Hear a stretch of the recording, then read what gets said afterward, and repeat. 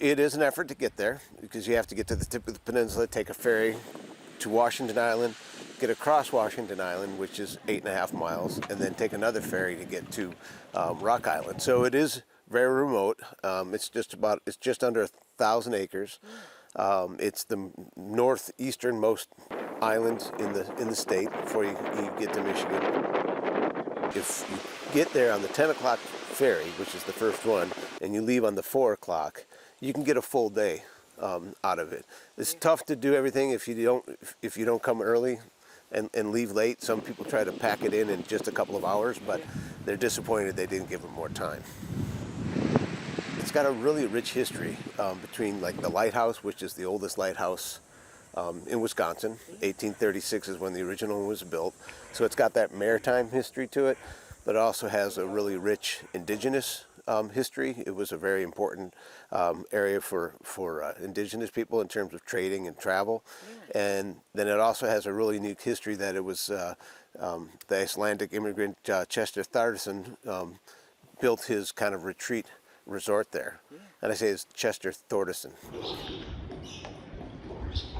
The Boathouse is probably one of the most iconic buildings in the state. It's fabulous, and you'll see when you come from the water, it's this beautiful stone structure that they built on the edge of the park, and it's a really unique kind of Icelandic type of building that we actually just did a $1.2 million restoration on. Took care of all the lead paint, redid the wood, some tuck pointing on the bricks. So really, making efforts to take care of it.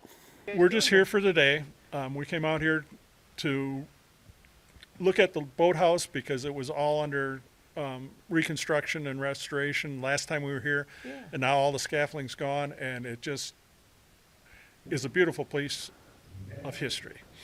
I'm a retired carpenter, and I just love the structure and the timbers and all the hand-carved furniture and stuff like that. The logistics of getting the material here, the craftsmanship that was put into it to construct it and have it last as long as it has, it's just amazing. And back in the day when they did this, we didn't have all the modern equipment to raise the beams and all that stuff, especially out here on the island. So figuring out how to do that and doing it by manpower and stuff, so that's what fascinates me.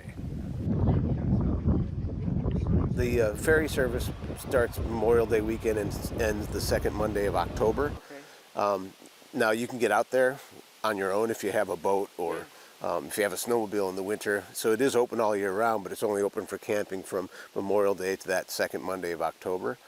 And on average, we get about 50 to 60,000 people that visit Rock Island during the season.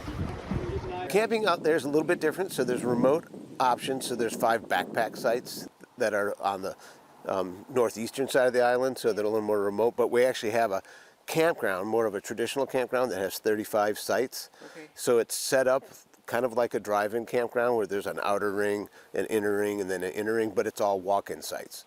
So you get off the ferry, there's no bicycles allowed, there's no cars or anything on the island. It's all foot power. So whatever you want to bring, you have to carry and get to your campsite. But it's really unique because, there's the ferry that goes out there, and it usually runs from 10 a.m. to 4 p.m. But when that last ferry leaves at 4 p.m., there's this kind of island tranquility, knowing that you're there. You can't just run to your car conveniently to go get some groceries.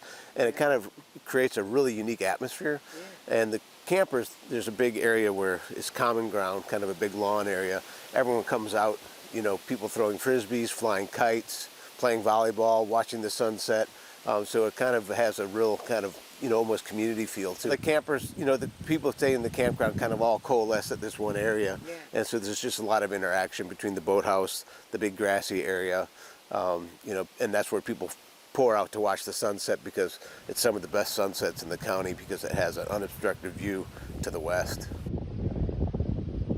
We do get folks that come out for the day. So there's really 3 types of Rock Island folks. There's folks that come out to camp and they want to enjoy every aspect of the island and spend a couple days there. And then we get a lot of families that come out that spend the day on the beach, and swim because it's a wonderful swim beach up there as well.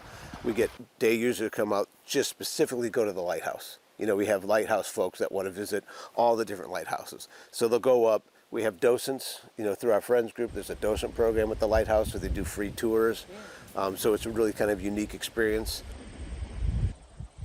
Docent here from Sunday to Sunday. We camped here a few years back and fell in love with the island, fell in love with the experience, and applied to be a docent, and here we are. Why do we do it? Well, one, it's great to meet people.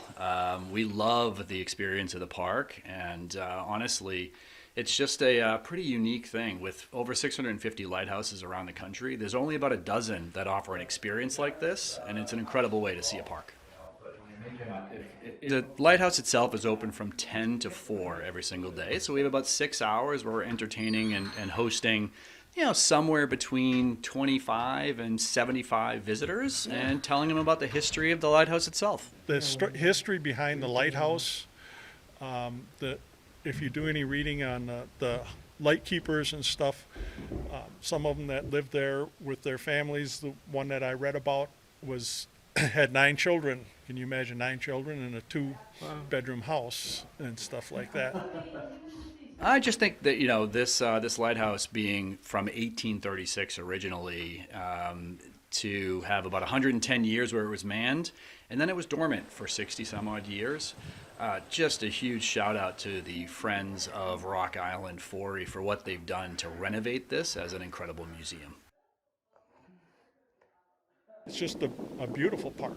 It's well maintained. They have camping areas along the beach, and it's just a nice place to visit.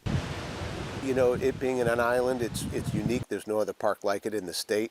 And if you make the effort to get there, you'll be richly rewarded.